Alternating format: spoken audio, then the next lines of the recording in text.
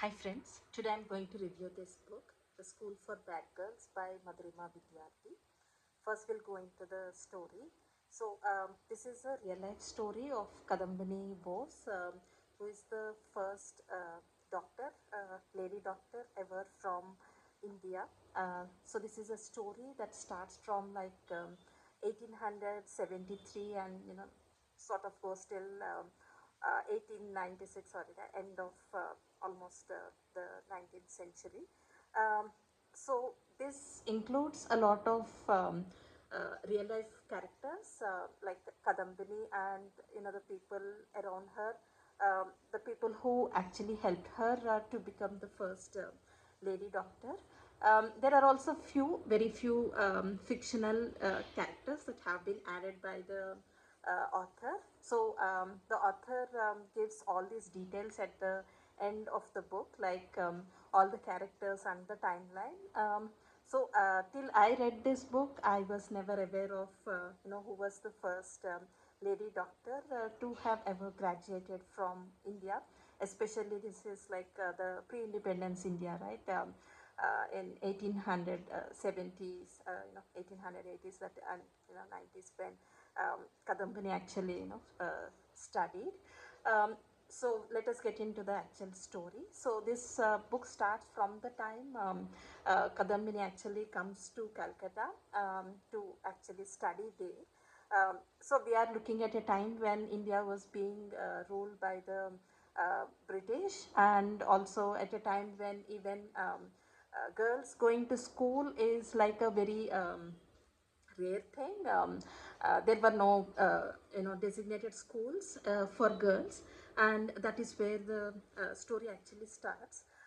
The reason how Kadambini is encouraged is also because her aunt and her aunt's son, they are all well educated. Her aunt's son is the one who has actually gone to England. If you know from the history, at the time a lot of people used to go to England, and then they used to study there, and then probably some of them used to mostly lawyers and doctors, they either used to practice there, or they used to sort of come back and then continue their studies or continue their profession here. With their encouragement, Kadambini actually comes to Calcutta alone, and sort of alone as in she is not staying with her parents. So there was actually a school called the Hindu Mahila Vidyalaya, which is actually started by Mr. Ganguly at the time. So Ganguly was running the school along with another mistress called Miss Ackroyd, and so she is a English lady. Okay, but then in the whole story, we see that it's a very interesting combination that all the schools or colleges, institutions, they had like a good mix of local Indian people as well as the English people. Some of them who actually came to India at that time because the British were ruling India, but some of them were also very much interested in the country. They really liked the country. They stayed over, and things like that. So first it was the Hindu Mahila Vidyalaya, which actually gets closed quickly because Miss Ackroyd actually gets married, and then obviously in those days women, they followed their husbands, and they did whatever they were expected to do, or wherever the husbands were working and all of that. And also Miss Ackroyd actually had some functional issues with Mr. Ganguly. So Ganguly is referred to as Pandit Moshai, the way people would refer to a teacher respectfully, right, in Bengali. Okay, so that is how we are also going to refer to him, Pandit Moshai. They have some sort of differences in how the school has to be run, and also the first school is shut down, but then Pandit Moshai, he again begins one more school called Bangla Mahila Vidyalaya. So when the first school began, they hardly had like 6 or 7 girls. It's an exclusive school for girls, and Pandit Moshai is like one very what do you call, a rebel sort of a person even in those days, because he always believed that girls also need equal education, because at that time, the moment there is a school, people always assume that it's enough if, I mean, most girls were not even going for even primary education, just the basic education also none of them had. But even if someone is going for any education from some rich families, right? Obviously, there has to be a rich family who have to sort of you know sponsor the girl child's education. So there were not many, there were like very few, as you can say, in whole of Calcutta. In this school there were 6 or 7 girls at the beginning of the school, and this is like not in one class, across all the classes they had 6 or 7 girls. And then later on also, when the actual Bangla Vidyalaya is started by Pandit Moshe, again there are like at the maximum strength comes to 15 to 16 girls at one point. Okay. And as I said, even the rich families, they were like not very keen. I mean, people didn't even have any understanding of what exactly they want the girls to learn, or why girls should be educated, and all that sort of situation was there. Some were okay if the girls just learned stitching, or just that some basic life skills sort of, that's all. Okay. But then Pandit Moshe actually believed that girls also should have equal education, like what the men are actually reading, like maths and science, and all the actual subjects should be taught. So when he sets up the second school, he again has 2 more mistresses, 2 English women, for his support. And both the times, these schools are actually like boarding schools, where the girls come in and they actually stay in the school, like in the school premises. So when I say it's a school, it's like just one building, where there is a place for the girls to stay there. Okay. Just simple sort of rooms, and then there itself they have a kitchen, they have a cook, and a helper and all. But the girls actually, in addition to doing their studies, right, the school daily studies, they also do the cooking, and the some part of maintaining the whole premises, all the cleaning and all of that, which is very, only when you read the story you really feel it's like, so interesting that education actually came so far from probably 150 years back. How it is, they still had boarding, and they had a school in the same premises. So that's a very interesting part. So along with Kadambini, there are few other girls also, and there we also have one more important character, Kumudini, whom we refer to as Kumud. So Kumud is actually a child bride sort of. She gets married to a very old man in her childhood, like probably even before she reached maybe 9 years or so. And then obviously, as it used to happen in that time, when you're married to a person above 60 years and all, and with the sort of uh, health facilities that we had at that point, a lot of these men would pass away very quickly, and ultimately that is branded as a misfortune for the girl, for his wife. And that's what happens with Kumud also. So the moment a girl is married off, it is no longer her parents' responsibility, it's just the in-laws' responsibility. And the girls come married at like 8 years, 9 years, like that, they're all child brides. And Kumud's husband actually passes away like immediately, even before she could understand what it means to be a wife, or to have a family, to have a husband, in-laws family. But then they think she's like a burden, like why should we even spend money on her, right? Any sort of, even just the base, that also her in-laws think it's a waste of resources.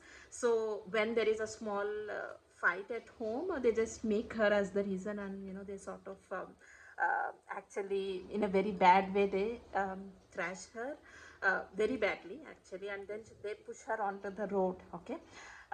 Just leaving her to die on the roads. But then Pandit Moshe, he actually finds Kumud in one of those by lanes, and then Pandit Moshai brings her home. Okay, so Pandit Moshai actually has a wife and then 2 kids. But then his wife actually has some health issues, so does his son. So his daughter Bidumuki, she takes care of the complete family, like though Bidumuki is also like, a year older than Kumud and, probably Kadambini and all other girls. She's also of the same age, but then Bidumuki is like, she just turns into a mother, or like she takes care of the complete family. Okay, so Bidumuki is only getting taught at home, and she doesn't attend the school, though her father himself is actually running these schools. She never attends. But when Pandit Mushai, when he saves Kumud and brings her home, Bidumuki actually, she sort of serves Kumud for a long time, like for few weeks and months, and then brings her back to life, sort of from, in a very bad position, very badly injured position. And then later on, she actually, like Pandit Moshe and Bidumuki, the father and daughter duo, they remain as support for Kumud, and then they tell her why she should be educated, to a lot of her surprise, right? So Kumud never knew anything about the world. Only thing, she was married, and then her in-laws were always very cruel to her. They actually teach her at home for all the basics, and then they get her admitted into the school. Okay, so the school that Pandit Moshe is actually running, they get Kumud also into that school. Okay, so that is where Kadambini's and Kumud's life, or we see both of their lives getting intersected, sort of. So the story is actually narrated like from Kumud's perspective, also Kadambini's diary entries, whatever she has done. So whatever happens in her life, how her education is progressing, Kadambini keeps on updating into the diary. Kumud actually comes up with this idea that why don't I write letters? So whatever is the amount that comes as her scholarship, from that she actually sends letters to her Didi. So she calls her Bidu Didi, and she keeps on writing those letters. So what happens is, every chapter is like either Kadambini's diary entries, or Kumud's letters to her Bidu Didi, or some part of it narrated by Kumud. Okay, so we actually see all this story unfold from Kumud's and Kadambini's perspective, and it's really very interesting how a person who is like, so much in a very bad state like Kumud, just not physically but mentally also, the sort of torture that she actually had at her in-laws place, and someone who just didn't know anything about the world, how she picks up, how she learns from all the other girls, how she gets motivated by others, like specifically Kadambini, how she learns from those teachers. It's very interesting that, these English mistresses, they are like so nice, they're so kind, so gentle, and they keep on teaching these girls a lot. This is how the story goes, and it's not just everything is a fairy tale, like, maybe till Kumud is saved and she goes to the school, and then she starts picking up her studies and all. It sounds like, oh, this is a fairy tale, it's all happening. But no, the story also tells all the hurdles that Kadambini actually had to face, because see, this school has been started by Pandit Mushai, but then for girls studying, there is a lot of resistance at that time. Then when she wants to actually go further in her studies, there are like no other options, as in nobody else before Kadambini ever studied anything like a degree, or anything like being a medicine graduate. Okay, so there are no colleges designated for ladies. So there are colleges and courses for men, but women getting into those courses, it's like unheard of. Nobody ever thought that women will even want to study further, get a degree, or become doctors. But then it is all Kadambini's interest that at every step she is like the pioneer.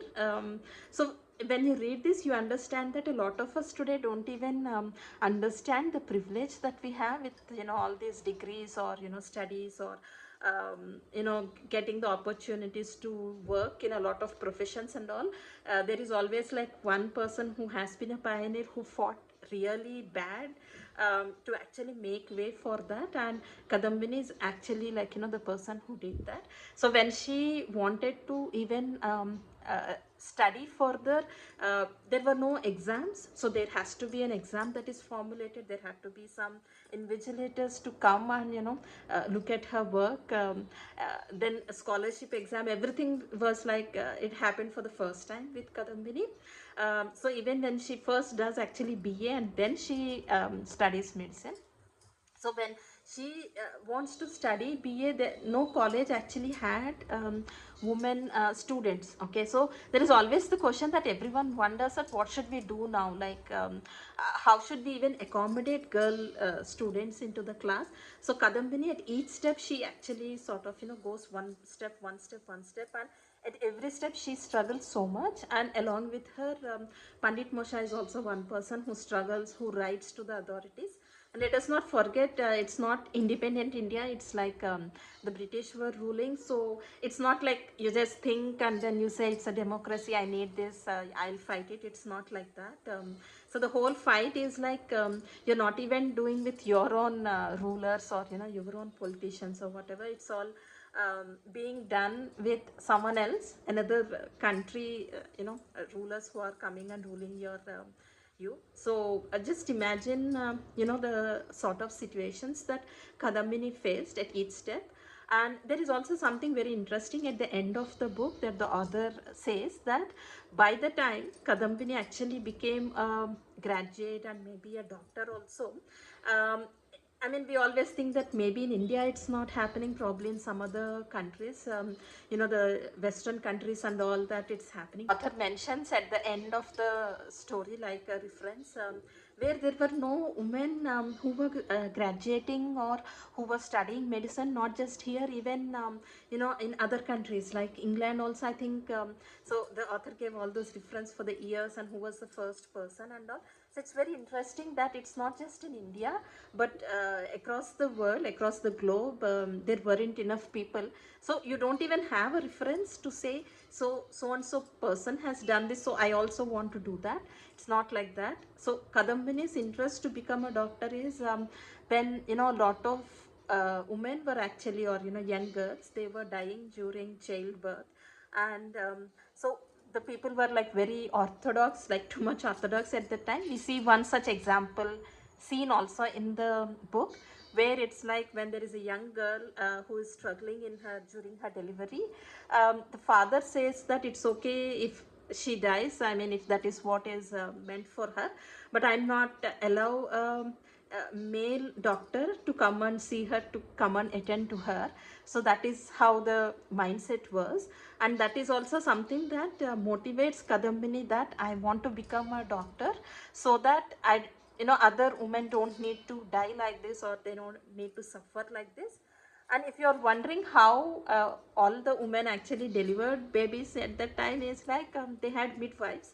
So there is actually a lot of debate also around that, that is included in the book, that a lot of these people who are in high positions in these universities and colleges, they also say that, why don't you become a midwife, right? So only midwives are the ones who would always deliver babies.